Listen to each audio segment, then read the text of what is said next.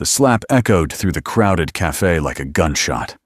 Cole Brennan sat frozen, blood trickling from his split lip, while his 8-year-old daughter, Penny, watched with trembling hands wrapped around her hot chocolate. The bully named Derek laughed, circling his prey like a wolf sensing weakness. "What's wrong, old man? Too scared to fight back in front of your little princess?" Every customer looked away. No one moved. But something shifted in Cole's eyes. Something cold. Something calculating. Something that hadn't surfaced in 5 years. His calloused hands, the same hands that built wooden furniture and braided Penny's hair every morning, now rested perfectly still on the table. Derek saw a coward. He didn't see the ghost. He didn't know that those quiet hands had once ended threats far more dangerous than him in the shadows of Fallujah. And he certainly didn't know that touching Penny would be the worst mistake of his life. Saturday morning sunlight streamed through the windows of Rosie's cafe, painting golden rectangles across worn wooden tables and checkered floors. The smell of fresh coffee and cinnamon rolls drifted through the air, mixing with the gentle hum of conversation from the dozen or so customers scattered throughout the small establishment.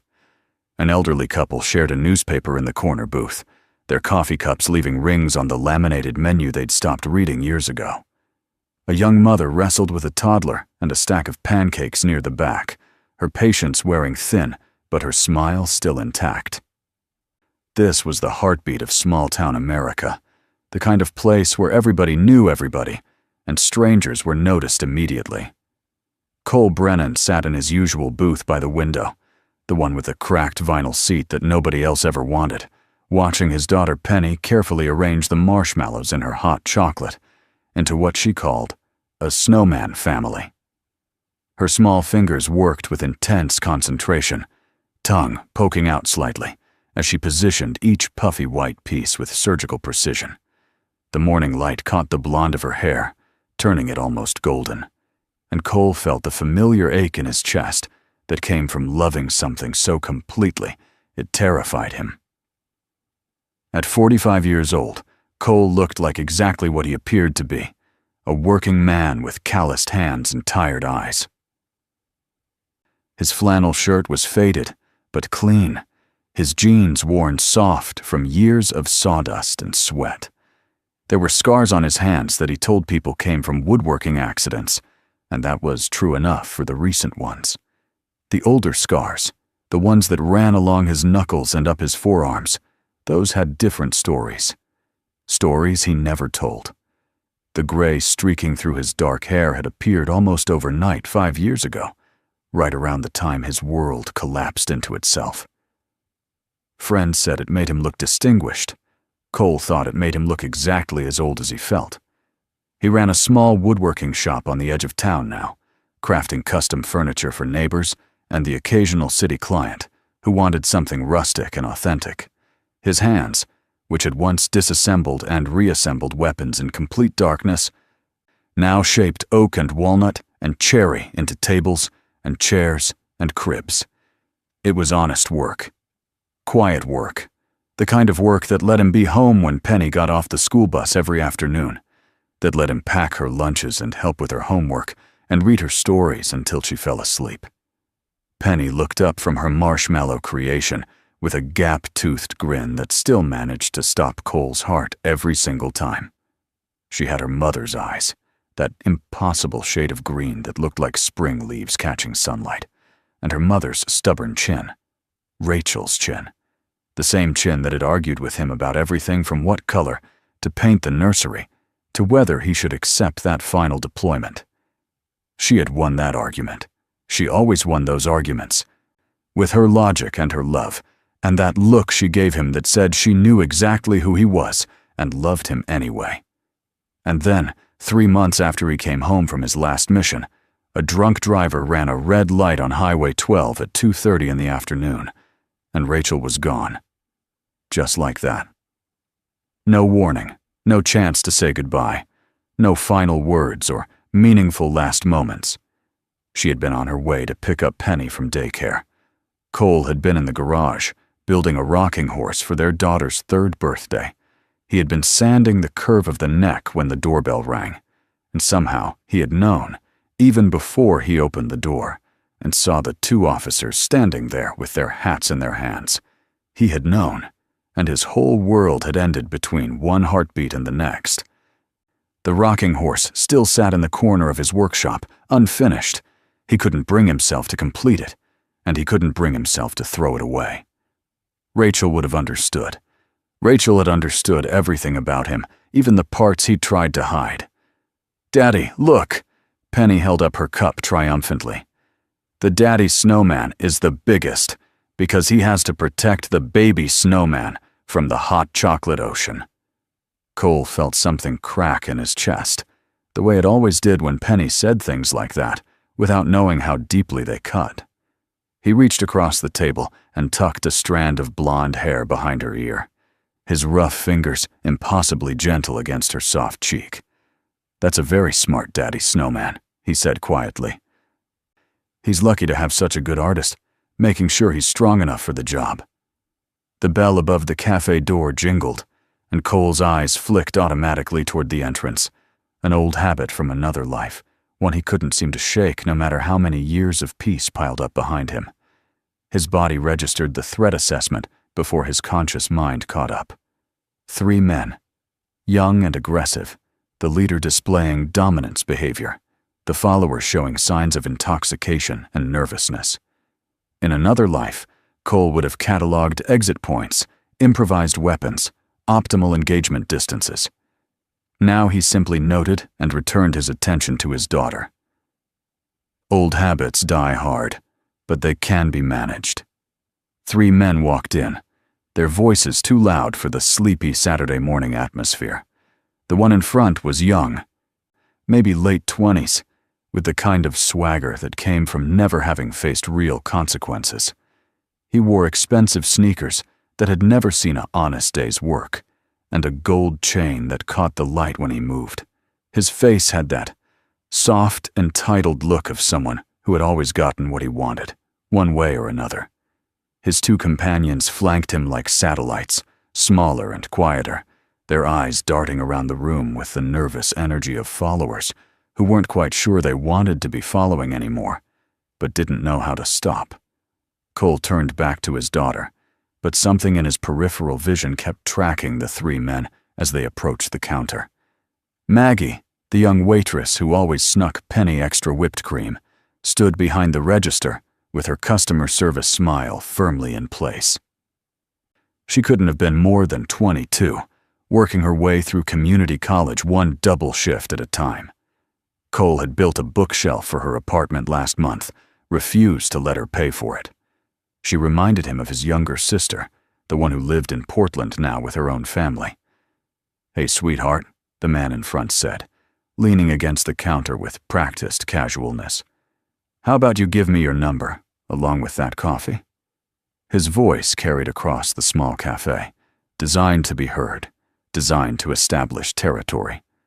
Maggie's smile flickered, but held. "Just the coffee today, sir. What size would you like?" The man laughed, and it wasn't a pleasant sound. "Playing hard to get. I like that." He reached across the counter and touched her arm, his fingers lingering on her skin. Maggie stepped back, her face going pale. "Sir, please don't touch me." Cole's hand stopped moving. Penny was telling him something about school, about her friend, who had a new puppy, but the words washed over him without registering. His attention had narrowed to a single point, the space between the man's hand and Maggie's arm, the fear in her eyes, the way she had nowhere to go with the counter behind her. He knew he should stay seated. He knew that getting involved in other people's problems was a good way to create problems of his own. He knew that Penny was watching, but some lessons were more important than safety. Cole stood up slowly, the motion drawing the attention of half the cafe. He wasn't a particularly tall man, maybe 6 feet in his work boots, but there was something about the way he moved that made him seem larger than his physical space. He walked toward the counter with the unhurried pace of a man who had learned that speed wasn't nearly as important as intention. "Excuse me," he said, and his voice was soft, almost gentle. The lady said no. The man turned, irritation flashing across his features before settling into amusement. "Mind your own business, old man. This is between me and the pretty girl." Cole positioned himself between Maggie and the three men, his back to the counter. "She asked you not to touch her. That makes it my business. That makes it everyone's business." The cafe had gone completely silent. Cole could feel the weight of every eye in the room, could feel Penny's gaze burning into his back from their booth by the window. "I think maybe you boys should get your coffee somewhere else today." The man's amusement curdled into something uglier. He stepped closer, close enough that Cole could smell the stale alcohol on his breath, the remnants of whatever party had carried him through the night. "You think you can tell me what to do? You know who I am?" Cole didn't blink. "I know what you are, and I'm asking you nicely to leave." The man's face twisted, and his hand came up fast, faster than Cole had expected from someone who moved like he'd never had to fight for anything in his life. The slap connected with Cole's cheek, snapping his head to the side. He tasted blood where his lips split against his teeth. The cafe erupted in gasps, in the scraping of chairs as people moved away from the violence. Cole heard Penny cry out, "Daddy!" and the sound nearly broke his careful control. He turned his head slowly back to face the man who had just struck him, and he made a choice. He chose to stay still. He chose to bleed. He chose to let this man think he had won. Derek Hollis stared at Cole with a mixture of contempt and confusion. He had expected fear. He had expected groveling. What he got instead was nothing. Cole stood perfectly still, blood trickling from his split lip, his eyes fixed on Derek's face with an expression that was completely blank. It wasn't the blankness of shock. It was something else. Something that made Derek's companions shift nervously. "What's wrong, old man?" Derek heard himself say. "Too scared to fight back in front of your little princess?" He jerked his chin toward Penny. Derek laughed, the sound too loud. "That's what I thought. Just another coward pretending to be a hero." He turned to Maggie. "See that, sweetheart? No one's going to save you." Cole's voice cut through the cafe like a blade. "My daughter is watching." The words were quiet, almost conversational, but something in their tone made Derek's spine stiffen. "I need you to understand that. My daughter is watching everything that happens in this room, and I need her to learn the right lessons today." Derek snorted. "What lessons? How to be a pathetic pushover?" "No," Cole said, his voice unchanged. "The lesson that strength isn't about hurting people. The lesson that a real man knows when to stay his hand. The lesson that there's always a choice." He reached up slowly and wiped the blood from his lip. "You're going to leave now. You're going to take your friends and walk out that door, and you're going to think carefully about the kind of man you want to be." Derek felt the rage building, hot and familiar. "You don't tell me what to do," he spat. "You know who my uncle is. He's the sheriff of this whole county. One phone call, and your life becomes hell." He stepped closer to Cole. "So maybe you should think carefully about what you say next." Cole's expression didn't change. "I'm going to go back to my daughter now," he said. "I'm going to sit with her and finish our Saturday breakfast." He started to turn away, and something snapped in Derek. He grabbed Cole's shoulder, spinning him back around. "Don't you walk away from me, old man. I'm not done with you." And that was when Cole's hand moved. It wasn't fast, not the way Derek had expected. It was economical, precise. Cole's fingers wrapped around Derek's wrist and twisted, and suddenly Derek was on his knees. His arm bent at an angle that sent white-hot lightning shooting up to his shoulder. He tried to cry out, but Cole's other hand had found his throat. Not squeezing, not yet, just resting there with pressure that suggested everything. The whole movement had taken less than 2 seconds. "I gave you a choice," Cole said, voice still soft. still gentle, still devoid of emotion. You chose wrong every single time. He leaned down, bringing his face close to Derek's, and for the first time, Derek saw something in those gray eyes, something old and cold and patient, something that had seen worse things than Derek could imagine. My name is Cole Brennan. Some people used to call me the Ghost. I spent 15 years making problems disappear for the United States government, and I was very good at my job. I retired because I wanted to be a father more than I wanted to be a weapon. But the weapon is still here. It's always here. And right now, it's the only thing standing between you and a very educational experience about human anatomy. Derek couldn't breathe. "I'm sorry," he whispered. "I didn't know." Cole's grip tightened. "You're not sorry that you hit a man who wasn't fighting back. You're not sorry that you threatened my daughter. You're sorry because you're scared now, and scared is the only language you understand." Penny's voice floated across the cafe, small and uncertain. "Daddy?" Cole closed his eyes for a moment. When he opened them, the cold thing behind his gaze had retreated. He released Derek. "Here's what's going to happen. You're going to stand up. You're going to apologize to Maggie. You're going to walk out that door. And you're never coming back here again." Derek scrambled to his feet, clutching his arm. His companions had already backed toward the door, swagger evaporated. Derek stumbled toward the exit.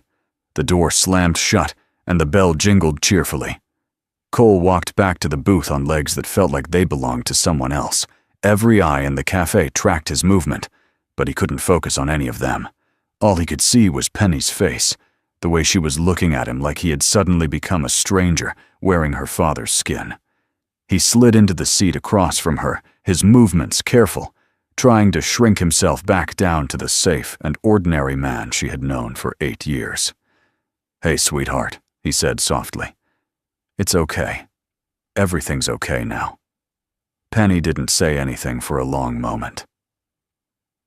Her small hands were wrapped around her cup, knuckles white, the remnants of her marshmallow family drifting aimlessly in the cold chocolate.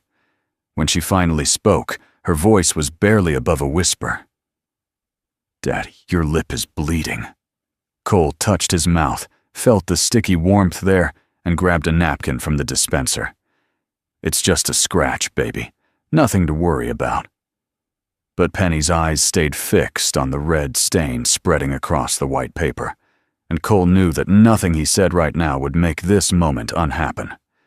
The cafe door burst open, and 2 uniformed officers walked in with their hands already resting on their belts. The older one scanned the room with practiced efficiency, his gaze settling on Cole with a flicker of recognition.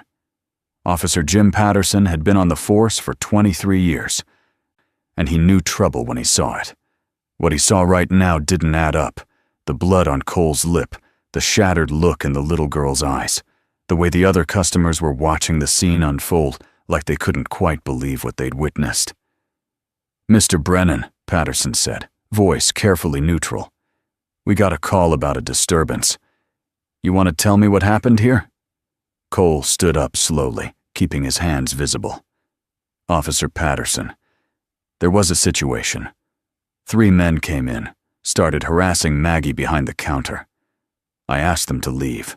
One of them took exception to my request and took a swing at me." He touched his split lip. I may have discouraged him from continuing. Patterson's eyes flicked to Cole's lip, then to Maggie still standing pale and shaken behind the counter. Then to the other customers who were nodding in confirmation. He had known Cole for 3 years now, bought a dining table from him, seen him at every school event, watched him teaching his daughter to ride a bike in the park. The man was quiet, polite, kept to himself, not the type to start trouble. "And then?" Patterson asked. "And then they left," Cole said simply. "That's all, just a misunderstanding." Patterson's partner, a younger officer named Reeves, who still had that eager look of someone trying to prove himself, stepped forward. "Witnesses say you grabbed one of them, put him on his knees.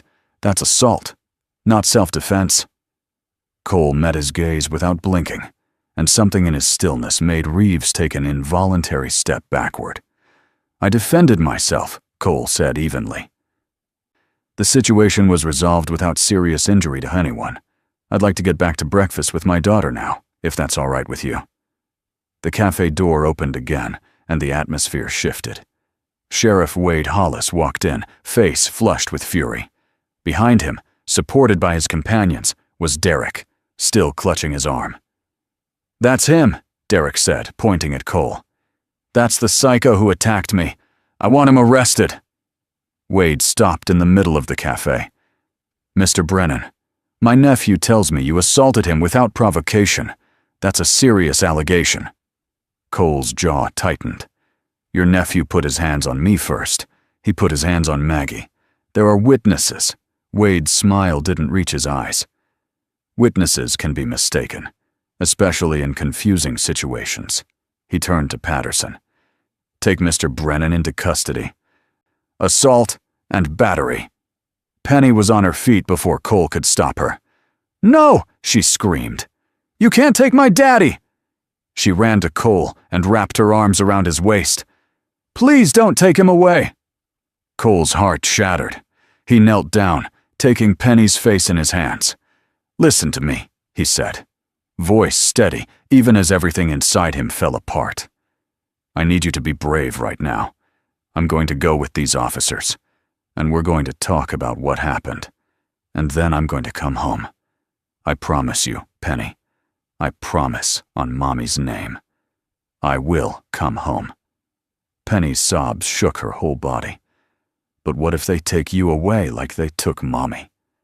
Cole pulled her close, pressing his lips to the top of her head. "Nothing is going to take me away from you," he whispered. "Nothing in this world or any other. I will always come back for you. Do you understand?" Penny nodded against his chest. Cole looked at Maggie. "Can you stay with her?" Maggie nodded immediately, gently extracting Penny from Cole's arms. They led Cole out and into a squad car. The last thing he saw was Penny's face pressed against the glass, tears streaming, small hand raised in a wave. At the station, they processed him with bureaucratic efficiency. Wade was there through all of it. The moment came in the interrogation room, concrete box with metal table and 2 chairs. Wade sat across from Cole. "Let me tell you how this goes. You sign a confession admitting you attacked my nephew. You plead guilty, serve 6 months, this goes away." Wade leaned back. "Or you fight it, and I make your life hell." Cole's expression didn't change. "There are witnesses." "Security cameras." Wade smiled. "Cameras malfunction.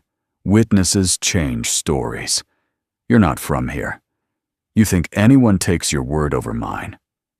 Cole weighed his options. Fighting meant exposure, questions about his past. But accepting meant Penny in foster care for 6 months with strangers. "I want a phone call," Cole said. "That's my right." Wade shrugged. "Call whoever you want." He slid a phone across the table, and Cole dialed a number from memory, one connecting to a world he'd sworn to leave behind. The phone rang 3 times. "Ghost," said the voice, familiar, authoritative. "I was wondering when you'd call." Colonel Harrison Brooks arrived 2 hours later with 2 black SUVs that looked government issue even without the plates to prove it. He emerged wearing civilian clothes, khakis and a polo shirt, like any other retiree enjoying a Saturday afternoon. But nothing was civilian about how he moved or the way his eyes swept the parking lot before he stepped away from the vehicle. 2 men flanked him, both wearing the same carefully neutral expressions of professionals who had seen things they would never discuss. Harrison Brooks had spent 35 years in military intelligence, had commanded operations on 4 continents, and had retired with enough connections to make senators nervous and generals respectful. He had been Cole's commanding officer for the last 7 years of his service, had watched him grow from a talented operator into something rare and valuable. He had been the one to sign off on Cole's honorable discharge when Rachel died, and he had been the one to check in every few months, just to make sure his best ghost hadn't completely disappeared. Wade met him in the lobby, already wearing the suspicious expression of a man who sensed his carefully constructed world beginning to shift beneath his feet. "Can I help you?" he asked, and his voice had lost some of its earlier confidence. "This is a restricted area." Brooks smiled, and it was not a pleasant expression. It was the smile of a man who had negotiated with warlords and walked away with everything he wanted. "Sheriff Hollis, my name is Harrison Brooks. I'm here about the man you're holding in your interrogation room." He reached into his pocket and produced a business card. Simple white cardstock, just a name and a phone number, and watched Wade's face drain of color as he read it. "I don't understand," Wade said slowly. "Who exactly are you?" Brooks's smile widened. "I'm the man who's going to explain to you, very carefully, why you're going to release Cole Brennan immediately, with no charges and a sincere apology. And then I'm going to explain why you're never going to bother him or his daughter again. And if you're very lucky, Sheriff, those will be the only explanations necessary." They moved to Wade's office. Brooks sat without invitation. "Let me tell you a story. There was a soldier once, one of the best I ever commanded. For 15 years, he went places that didn't exist, to do things that never happened. He saved lives from threats that were never real." Wade's face went gray. Brooks raised a hand. 5 years ago, his wife died. Car accident. Something broke inside him. The only thing keeping him going was his daughter. So he retired. Moved to a small town. Started a business. For 5 years, it worked. Brooks stood, moving around the office. Then your nephew walked into a cafe and decided to feel big by hitting a man who wouldn't fight back. Your nephew put his hands on that soldier's daughter. And now we're here because you made the catastrophically stupid decision to protect your nephew instead of doing your job." Wade's voice came strangled. "I didn't know." Brooks laughed coldly. "That's the point." He set a flash drive on Wade's desk. "This contains security footage, unedited. Your nephew's criminal history, including 3 assault charges mysteriously dropped, and financial records showing campaign contributions from people keeping you compliant." Wade stared at the drive. "Where did you get that?" Brooks smiled. "From people very good at getting things. The same people who, if anything happens to Cole Brennan or his daughter, will make sure every news outlet receives a copy." The door opened. One of Brooks's men leaned in. "Sir, FBI is on their way. Irregularities in the sheriff's records." Wade went white. Brooks patted his shoulder. "I told you. If you were lucky, my explanation would be the only one needed." Cole was released 20 minutes later. He walked out into afternoon sunlight, and Brooks was waiting. "Ghost, good to see you." Cole took his hand. "Colonel, I didn't expect." Brooks waved it off. "You called. I came. That's how it works. FBI will keep him busy, long enough for you to settle somewhere else if you want." Cole shook his head. "Running isn't the answer. Penny's got friends here. School. She's already lost her mother." Brooks nodded. "Then stay. The sheriff won't bother you again." "I appreciate it," Cole said quietly. "But I'd rather handle things myself now. Penny needs to see her father can solve problems without—" Brooks understood. "Without becoming the weapon again." He handed Cole a card. "If you ever need anything." "One more thing," Brooks said softly. "Rachel would have been proud of you. Walking away from a fight you could have ended in seconds. That took more strength than anything you ever did for us." Cole felt something shift in his chest. "She would have been disappointed too, for letting it go that far." Brooks shook his head. "What you really are is a father who loves his daughter. Everything else is just tools. You choose when to use them. That's what matters." Cole found Penny on a bench outside Rosie's cafe, Maggie beside her. Penny's face was tear-stained and exhausted. She looked up, and for a moment, neither moved. Then Penny launched herself into his arms. "Daddy, you came back. You promised, and you came back." Cole held her tight. "I will always come back. Always. Nothing could keep me from you." Maggie wiped her eyes. "I'm so glad you're okay, Mr. Brennan." Cole looked at her. "Thank you for staying with her." Maggie shook her head. "After what you did for me, besides she's great, we decided Mulan would win against any Disney princess." Cole sat on the bench, pulling Penny onto his lap. The weight of her, the smell of her strawberry shampoo, these anchored him, reminded him why he'd walked away from one life. "Daddy," Penny's voice was muffled against his shirt. "Who are you, really?" Cole felt the weight of the question settle over him like a blanket made of stones. He had known this moment would come eventually, had dreaded it and prepared for it, and hoped against hope that it might somehow be avoided. But there was no avoiding it now. Penny had seen too much. She deserved the truth, or at least as much of it as an 8-year-old could understand. "I used to be a soldier," he said slowly, choosing each word with care. "A long time ago, before you were born. I worked for the government doing very difficult, dangerous things. Things that kept people safe, but things that also—" He paused, searching for the right way to explain darkness to light. "Things that sometimes required me to hurt people. Bad people, mostly. People who wanted to hurt others." But still. Penny tilted her head back to look at his face, her green eyes, Rachel's eyes, searching his with an intensity that belied her years. "Is that why you knew how to stop that mean man? Because you were a soldier?" Cole nodded, his throat tight. "Yes, baby, that's why. I learned how to fight a long time ago, and even though I don't do it anymore, I still remember how. It's like riding a bike. Once you learn, you never really forget." Penny's brow furrowed with the intensity of an 8-year-old trying to process information that was too big for her years. "But you didn't fight him at first. He hit you, and you just stood there. Why?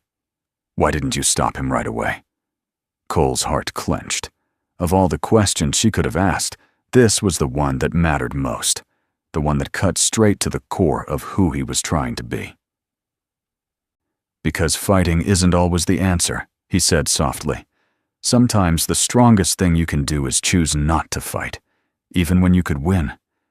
I didn't want you to see me hurting someone, Penny. I didn't want you to think that violence is how we solve problems." He touched her cheek, wiping away a tear that had escaped down her face. "But when he threatened you, when he talked about hurting you, I couldn't just stand there anymore. Protecting you is the most important thing in the world to me. More important than being peaceful. More important than anything." Penny searched his face. "Mommy knew, didn't she?" Cole nodded. "She knew everything. She used to say I was like a dragon who decided to stop breathing fire. Still dangerous, but choosing to be gentle." A tiny smile flickered across Penny's face. "Daddy the dragon," she snuggled closer. "Will you teach me how to protect myself?" Cole hesitated. "I'll teach you some things. Not how to hurt people, but how to be strong, how to walk away from fights you don't need to win." They sat as the sun descended. Penny's breathing deepened. She had fallen asleep against his chest. Cole didn't move. He just sat, watching the light change.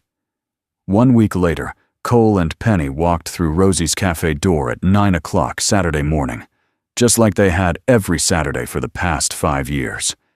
The bell jingled overhead, the same cheerful sound it had made 1,000 times before. But something in the room shifted as the other customers looked up and saw them enter. Conversations paused mid-sentence. Coffee cups stopped halfway to lips. The elderly couple in the corner booth lowered their newspaper. The air itself seemed to hold its breath, waiting. Cole guided Penny to their usual booth by the window, the one with the cracked vinyl seat that somehow nobody else ever wanted, and slid into his customary spot across from her. Everything was the same as it had always been. The worn wooden tables, the checkered floors scuffed by decades of small-town feet, the smell of fresh coffee and cinnamon rolls drifting through the air. But everything was different too, in ways that couldn't be measured or quantified. The cafe knew now. The whole town knew. The quiet carpenter with the gentle hands was something more than he appeared. Maggie appeared at their table almost immediately, her smile brighter than it had been a week ago. Her shoulders held a little straighter. There was a confidence in her step that hadn't been there before, the confidence of someone who had been reminded that good people existed, that help could come from unexpected places. "The usual?" she asked, and Cole nodded. The usual. As she disappeared toward the counter, Penny immediately began arranging the sugar packets into elaborate patterns on the table, a habit she had inherited from her mother, a small piece of Rachel that lived on in the movements of her daughter's hands. The white and pink packets formed geometric shapes, then collapsed into chaos, then reformed into something new. Life in miniature. "Daddy," Penny said, not looking up from her sugar packet architecture. "Can I ask you something?" Cole leaned forward, resting his elbows on the table. "You can ask me anything, sweetheart." "Always." Penny's small fingers paused their work. "Are you happy? Being a dragon who doesn't breathe fire anymore?" The question hit Cole somewhere in the center of his chest, in the place where he kept all the feelings that were too big to examine directly. Was he happy? It was such a simple question, but the answer was anything but simple. "I'm happy when I'm with you," he said finally. "When I see you smile, hear you laugh. I'm happy when we make pancakes on Sunday and they turn out like weird blobs. I'm not happy all the time. Nobody is. But I have enough happiness to keep going, and every day, with you, gives me more." Penny smiled. "That's a good answer, Daddy." Later that afternoon, they stood in the backyard as Cole showed Penny how to stand. Feet shoulder width, weight balanced, hands up. This isn't about fighting. This is about being confident.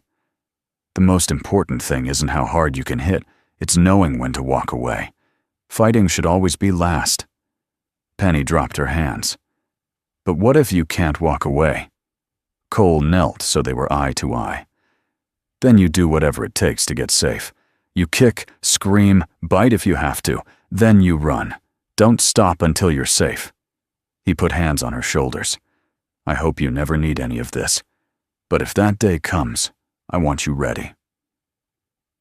As the sun set, painting the sky in shades of orange and pink that reminded Cole of the sunrise over the desert, they sat on the porch steps together. Penny leaned against his shoulder, her breathing slow and content, her small hand wrapped around his calloused fingers. The neighborhood was quiet, filled with the sounds of evening, dogs barking in the distance, the gentle hum of air conditioners, the occasional car passing on the main road. It was ordinary.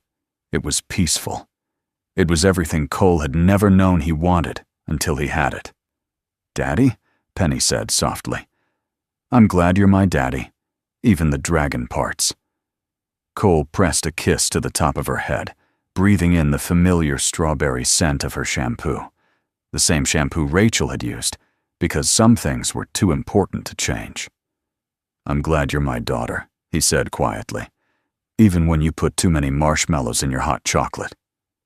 Penny giggled, the sound like music, like hope, like all the reasons Cole had chosen to stop being a weapon and start being a father. "There's no such thing as too many marshmallows. Mommy always said that." Cole felt his throat tighten. "Yeah," he said softly. She did. They sat together as the first stars began to appear, one by one, in the darkening sky. Somewhere out there, the world was still dangerous, still full of people like Derek, who used their strength to hurt instead of protect. Somewhere out there, the ghost that lived inside Cole waited in its box, patient and ready, knowing that it might be called upon again someday. But here, in this moment, on this porch, with his daughter's hand in his, and the evening breeze carrying the scent of autumn leaves and the memory of his wife's smile. There was only peace. Cole Brennan had been many things in his life: a soldier, a weapon, a ghost who moved through shadows and left nothing behind but silence. He had done terrible things for noble reasons, and he carried those memories like stones in his pockets, always present, never forgotten. But the only title that mattered now was the one Penny had given him 8 years ago, in a hospital room that smelled like antiseptic and hope when a tiny hand had wrapped around his finger for the first time and refused to let go. Father. It was enough. It would always be enough. And somewhere, Cole knew, Rachel was watching. She was watching and smiling that smile of hers, the one that said she had known all along what he was capable of becoming. Not just a warrior, not just a protector, but a man who had learned the hardest lesson of all, that true strength wasn't about the power to destroy. It was about the courage to build, to nurture, to love without reservation, and to choose gentleness when violence would have been so much easier. The dragon had stopped breathing fire, but his heart had never burned brighter.